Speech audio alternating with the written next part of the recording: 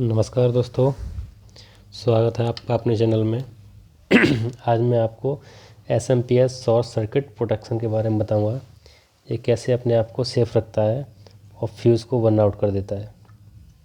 क्या क्या कॉज हो सकते हैं उसके लिए, फ्यूज़ बर्न के लिए, वो आपको बताता हूँ और ये कैसे काम करता है। तो देखिए, सबसे पहले मैं आपको बताता हूँ, इसका सर्किट डायग्राम बताता हूँ मैं आपको।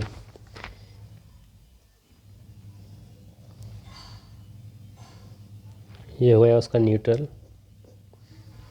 और ये हो गया इसका फेस। इसके बाद देखिए, ये इसका हो गया, एक न्यूट्रल हो गया, एक हो गया फेस। इसके बाद ये इसमें लगा हुआ है एनटीसी, ये तो यहाँ पे लगा देते हैं एक एनटीसी। एनटीसी एनटीसी का फुल फॉर्म क्या होता है? Negative temperature coefficient. इसके बारे में मैंने पिछले वीडियो में बताया हुआ है। ये जितना ठंडा रहता है उतना रेजिस्टेंस ज़्यादा रहता है, और जितना गर्म होगा उसका उसका रेजिस्टेंस इतना कम होता जाता है। इसके लिए होता है कि ये जो कैपेसिटर होता है, उसको कैपेसिटर का एक प्रॉपर्टी होता है, वो सेम टाइम करंट को खींचता है खुद को चार्ज करने के लिए। तो ये उसके लिए स्लो स्लो करंट भेजता है इसके लिए। वो ये फ्रिक्शन ऑफ सेकंड का काम है, लेकिन इसको सेफ रखता है, नहीं तो ये फ्यूज़ बर्न हो जाएगा। इसके बाद हम क्या लगा देते हैं, इसमें फ्यूज़ लगा देते हैं।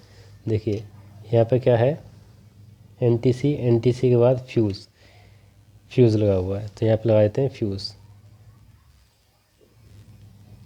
ये हमने लगा दिया फ्यूज़। फ्यूज़ के डायरेक्ट बाद ये कॉइल में गया, इंडक्टर कॉइल में, तो ये इंडक्टर कॉइल बना देते हैं हम।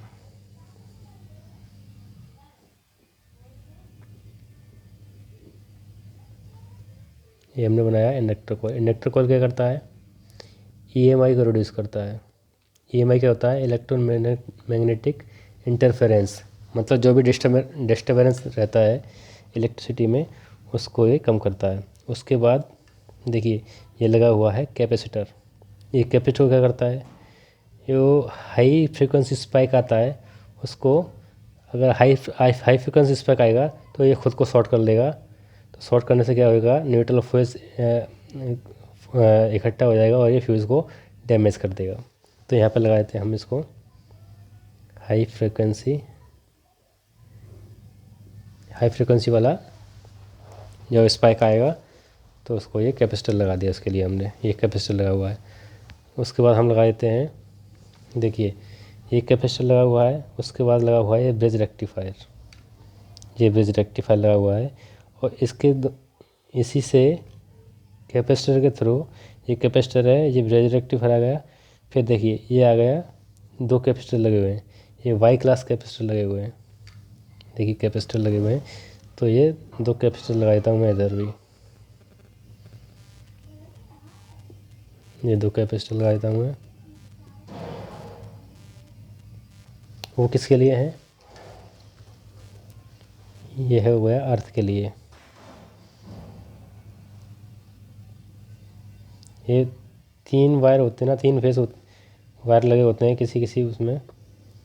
अपने प्लग पॉइंट में देखा होगा, तीन वायर होते हैं, एक अर्थ होता है, फेज, न्यूट्रल। और इसमें शॉर्ट सर्किट होता है तो इसका भी कॉज हो सकता है। अगर कैपेसिटर ये आपस में शॉर्ट हो गए तो फिर भी आपका ये फ्यूज़ बर्न हो जाएगा। उसके बाद क्या होता है, उसके बाद एक कैपेसिटर, ये ब्रिज रेक्टिफायर लगा होता है, ये ब्रिज रेक्टिफायर। तो ब्रिज रेक्टिफायर बना देते हैं।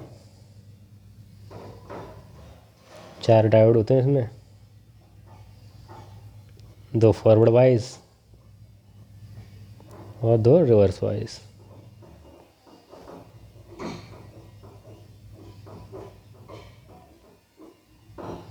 अच्छा नहीं बना होगा शायद, लेकिन समझ लेना आप। इधर से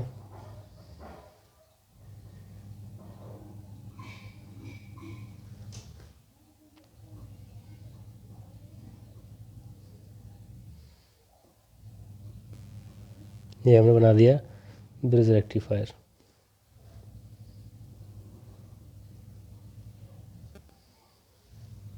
ये ब्रिज रेक्टिफायर बना दिया हमने।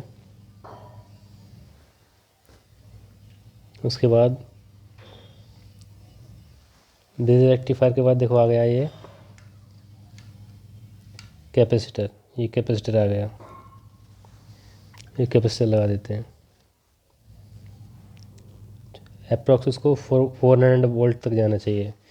230 वोल्ट AC आता है, उसको मल्टीप्लाई करेंगे 1.414 से तो अप्रॉक्स 315 वोल्टेज आता है। उससे ज़्यादा का कैपेसिटी का रखना है। देखिए कितना कैपेसिटी का है, 450 वोल्ट का है ये, 100 माइक्रोफेरेड का। तो मिनिमम आपको 400 का रखना है इसमें। ये मैं लगा दे रहा हूँ इसमें कैपेसिटर। ये मैंने लगा दिया कैपेसिटर। और ये एक साइड हो गया इसका ग्राउंड, नेगेटिव साइड। ये नेगेटिव साइड ग्राउंड है।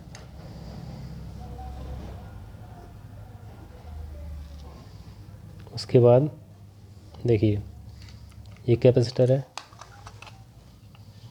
ये कैपेसिटर। उसके बाद ये सीधा चला गया, ये मॉसफेट लगा हुआ है, ये रेजिस्टेंस के थ्रू मॉसफेट में चला गया। तो यहाँ पे लगा देते हैं मॉसफेट।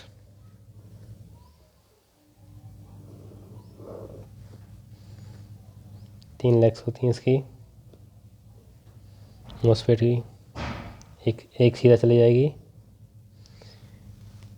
ट्रांसफार्मर के प्राइमरी वाइंडिंग में।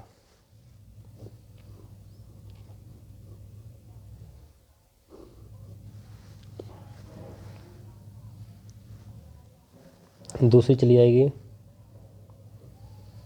PWM IC में। मैं सिर्फ प्रोटेक्शन सिस्टम बता रहा हूँ आपको, पूरा डायग्राम नहीं बताऊंगा। जो प्रोटेक्शन होता है ना इसमें कैसे काम करता है वो बता रहा हूँ, पूरा डायग्राम नहीं बताऊंगा। ये IC में चला जाएगा और ये वाली लेग्स ग्राउंड हो जाएगी। देखिए अब ये और क्या होता है, और यहाँ पे एक होता है स्नबर सर्किट, वो मैं आपको बता रहा हूँ। यहाँ पे होता है स्नबर सर्किट। ये यहाँ पे एक लगा होता है डायोड, यहाँ लगा होता है एक रेजिस्टेंस,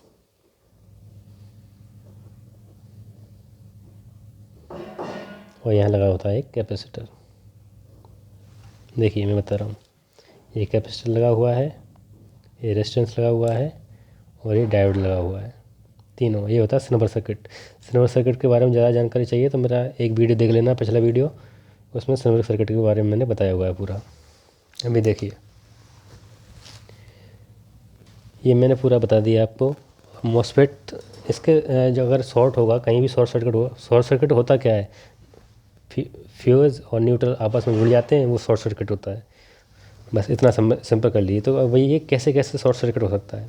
अभी देखिए ये कैपेसिटर है, हाई फ्रीक्वेंसी स्पाइक आया, ये शॉर्ट सर्किट हो सकता है। ये इंडक्टर में शॉर्ट सर्किट नहीं होगा लेकिन ओपन हो सकता है। ये देखिए मैं आपको मल्टीमीटर से चेक कराता हूँ। ये मल्टीमीटर है, ये बजर मोड में डाल लिया।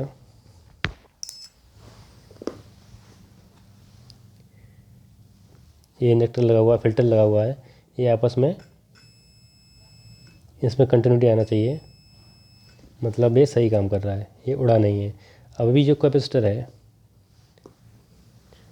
जो हाई फ्रिक्वेंसी स्पाइक वाला कैपेसिटर है, उसको शॉर्टिंग नहीं आना चाहिए उसमें। अब देख लीजिए इसमें शॉर्टिंग नहीं आ रहा है। ये कैपेसिटर है, ये दोनों ही लगे हुए हैं, ये इनमें भी नहीं आना चाहिए शॉर्टिंग। क्या कहा आपको चेक करना वो मैं बता रहा हूँ। अगर आपको शॉर्टिंग आ रहा है आपकी सप्लाई में तो आप देख लेना कैसे कैसे चेक करना है आपको। और जो कैपेसिटर है आपका, जो बल्क कैपेसिटर है बड़ा वाला, उसको चेक कर लेते हैं, उसमें शॉर्टिंग नहीं आना चाहिए। अभी मैं आपको इस डायग्राम में बता देता हूँ। देखिए NTC है, इसमें आपको कंटिन्यूटी मिलना चाहिए। ये फ्यूज़, आपको फ्यूज़ अगर उड़ा हुआ है तो यहाँ से कंटिन्यूटी चेक करना है आपको। यहाँ दोनों वायर लगा के तब आगे चेक करना है कंटिन्यूटी, कहीं कंटिन्यूटी तो नहीं आ रही है। अगर कंटिन्यूटी आ रही है तो आगे ख़राब है। अगर फ्यूज़ उड़ा हुआ है तो, अगर फ्यूज़ सही है तो आपको यहीं से आप चेक कर सकते हैं। उसके बाद ये आपका दोनों कंटिन्यूटी आना चाहिए, इंडक्टर का, फिल्टर का। उसके बाद कैपेसिटर में अगर कंटिन्यूटी आ रहा है तो आपका कहीं ये आपका जो कैपेसिटर है वो कैपेसिटर ख़राब है, ये वाला, ये मैंने येलो कलर का बताया वो ये।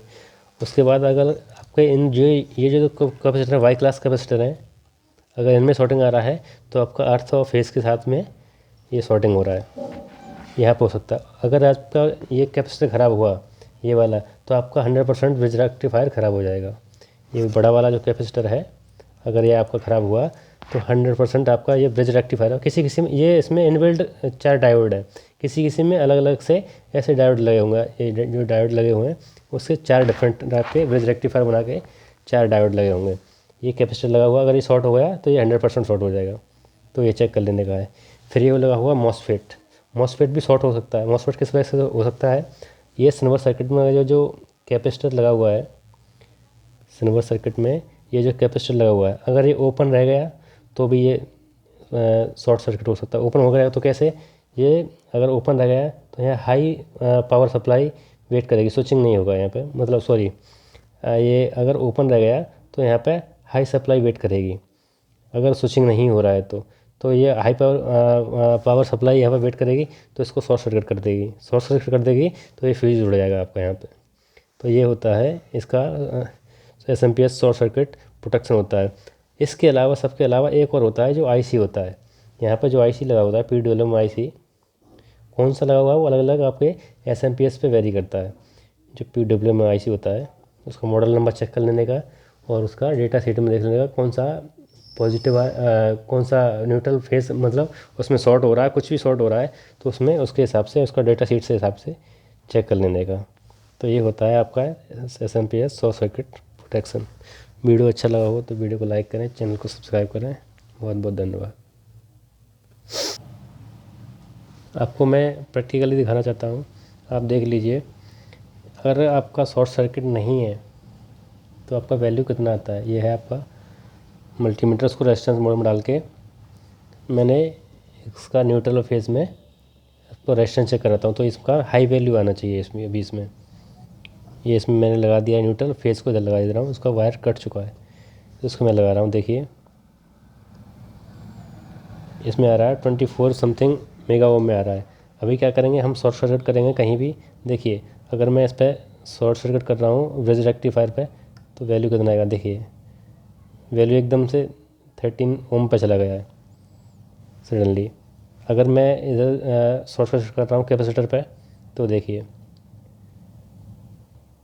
ये 4 मेगा ओम पे चला गया। अगर मैं मॉसफेट पे कर रहा हूँ तो देखिए